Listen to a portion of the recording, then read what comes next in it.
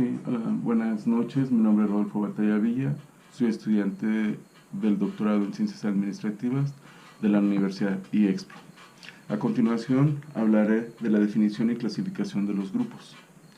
En sentido amplio de un grupo, se define como la interacción entre dos o más individuos que se unen por un objetivo común. La clasificación tradicional distingue los grupos en dos categorías. La primera categoría hablaremos de los grupos formales. Son aquellos con una organización definida, tareas claras, delimitadas. Y tenemos también el grupo de los no formales, que aparecen de forma espontánea y no cuentan con una organización propia ni asignación de tareas. Bueno, estos son los dos grupos importantes dentro de este esquema de definición de clasificación de grupos.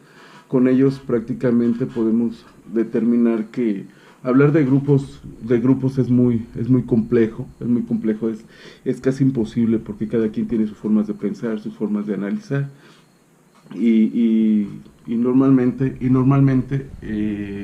tenemos que los grupos en sí son tan difíciles de poder lograr una comunicación interna, porque cada quien tiene una mentalidad distinta conforme a su manera de pensar, de trabajar.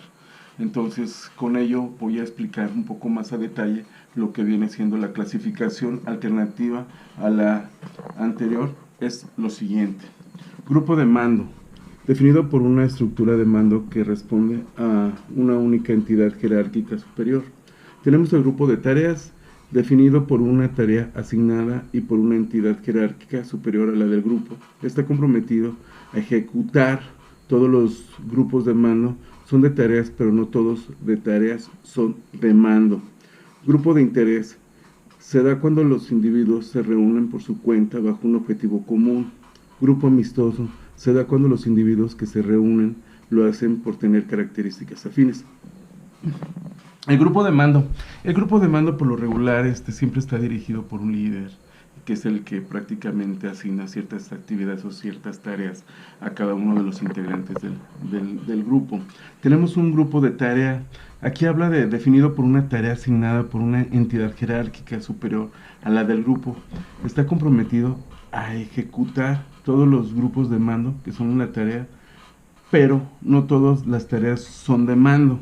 O sea que son actividades relativas que pueden ser ya sea una tarea o que pueden ser prácticamente una actividad que se desarrolle dentro del grupo de personas.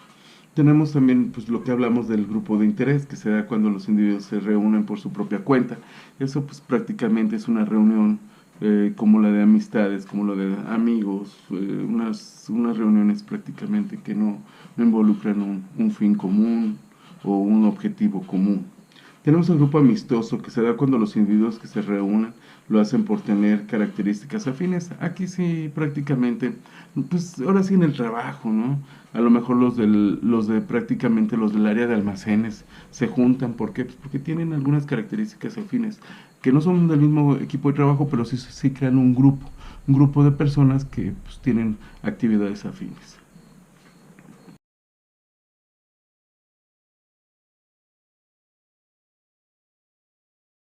Bueno, en esta próxima diapositiva hablaré de lo que son las etapas del desarrollo del grupo. ¿Sí? Los modelos de las 5 etapas, que hablan de la primera etapa, la etapa de formación, que es la primera etapa del modelo de las características que caracteriza para una gran incertidumbre en la que aún no se tiene clara la organización del grupo ni sus miembros. Termina cuando sus individuos interiorizan su afiliación.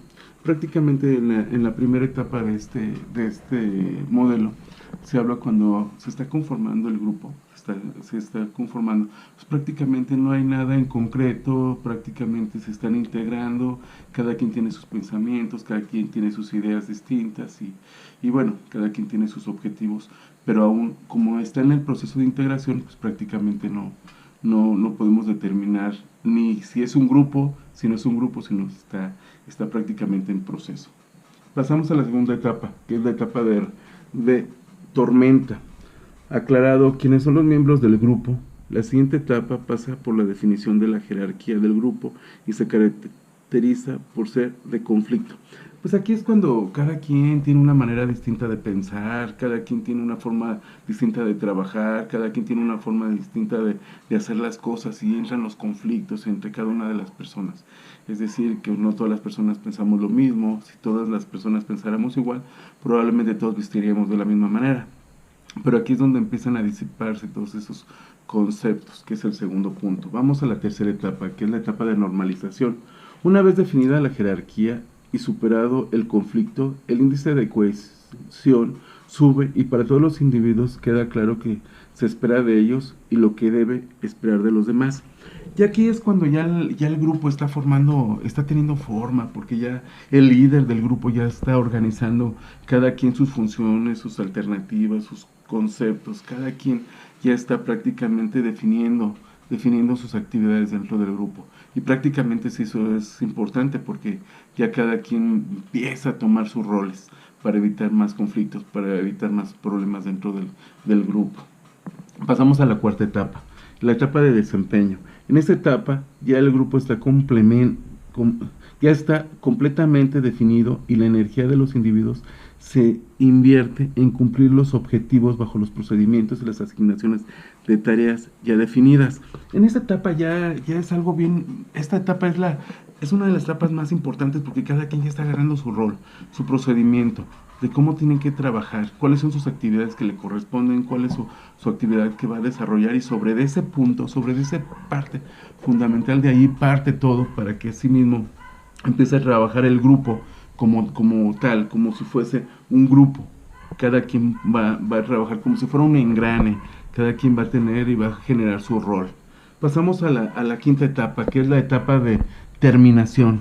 En esta última etapa, el cual puede no ser necesario para el grupos permanentes, los individuos se preparan para terminar con el grupo. Bueno, pues aquí prácticamente en el punto número 5 podemos definir que el punto de terminación a veces no es muy claro, pero yo lo llamaría en el punto 5 para un grupo ya bien definido, pues ya sería un concepto cíclico, ¿no? Hay que empezar a generar sus ciclos, para así mismo ir retroalimentando el grupo, ir haciendo que el grupo vaya tomando mucho más fuerza y que sea prácticamente más eficiente. Ya posteriormente podemos hablar ya de un poco más allá de los grupos o de los equipos de alto rendimiento, que son aquellos que ya coordinan todo desde pensamientos, desde ideas, desde todo, pero para ello deben de pasar todas estas etapas.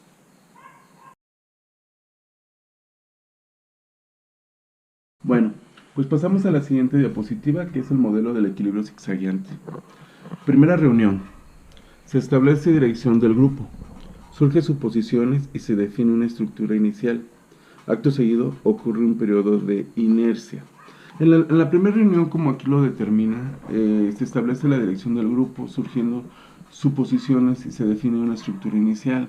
Es la primera etapa de este modelo de equilibrio zigzagueante, que es el que apenas se están estableciendo en ese momento. Vamos a pensar así las reglas y pues ahora sí que entra en una etapa de inercia, ¿no? De que hay poco movimiento dentro del grupo, de que el grupo no haya rumbo y bueno, eso es parte del proceso. Pasamos a la siguiente, que es lo que se llama transición. La inercia cambia por una redefinición drástica de la dirección del grupo y ocurre justo a la mitad del tiempo del plazo establecido para cumplir el objetivo. El inicio de la segunda mitad del ciclo de vida del grupo se caracteriza por un segundo periodo de inercia.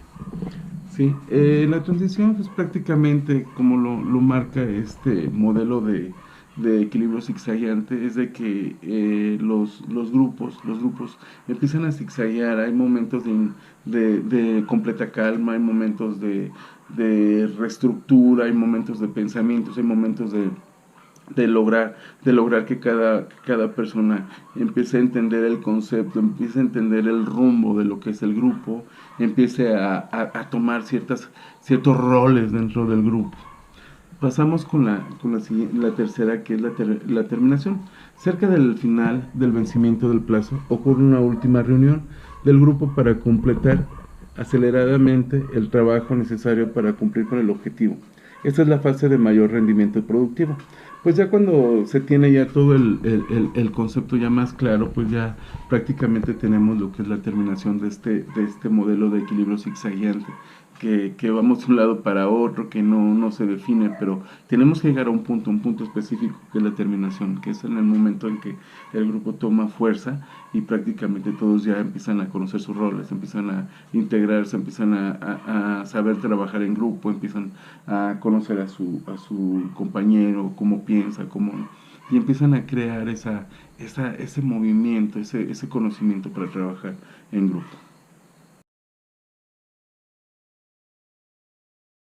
Voy a pasar a la siguiente diapositiva, que es el tamaño. Otros aspectos que afectan al comportamiento de los grupos es el número de miembros que lo integran. Grupos pequeños, superiores en velocidad, desempeño individual, completar tareas específicas con insumos determinados.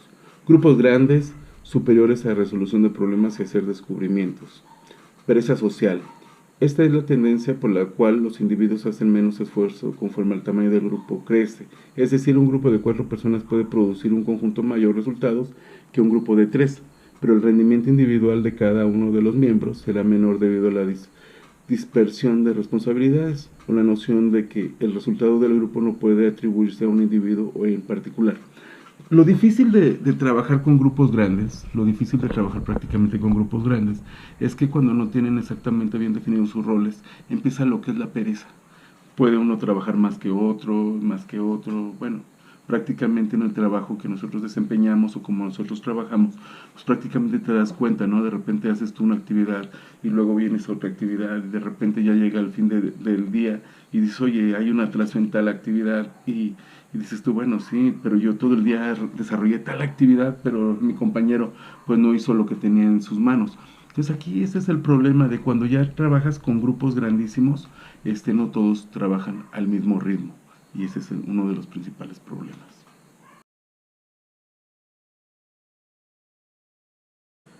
Muy bien, en la siguiente diapositiva voy a hablar un poco de lo que son las técnicas para la toma de decisiones del grupo.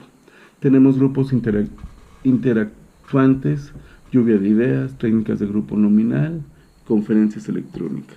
Las técnicas para la toma de decisiones en grupo muchas veces tienen ciertos conceptos y hay que saber cuáles son las indicadas para tomar ese tipo de decisiones para sí mismo que todos contribuyan para un fin común, porque recordemos que trabajar en grupo es muy complejo porque cada quien tiene ideas distintas, cada quien tiene conceptos distintos y por lo tanto todo ello nos lleva prácticamente a pues a tener una serie de conflictos internos.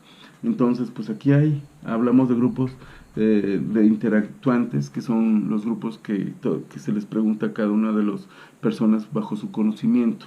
Yo prácticamente, con mi experiencia que he tenido en grupos, por lo regular en el grupo hay gente que es experimentada en ciertas áreas y yo siempre he sido de la idea que esas áreas que son experimentadas para esa gente, me gustaría que todos sean líderes, pero líderes en su momento. Cuando se va a realizar esa actividad que tiene mayor experiencia, que él dirija, que él pueda aportar un poco más de mayor conocimiento para los demás personas del grupo. Eso es a lo que yo, bueno, en lo particular, en el trabajo que desarrollo en mi vida laboral, eso es lo que hago. Cuando trabajo en equipos, pues ahora sí que visualizo prácticamente a la persona que tenga un mayor conocimiento y esa persona le permito que es la que lidere y que nutra de información a los demás. Bueno, por mi parte es todo.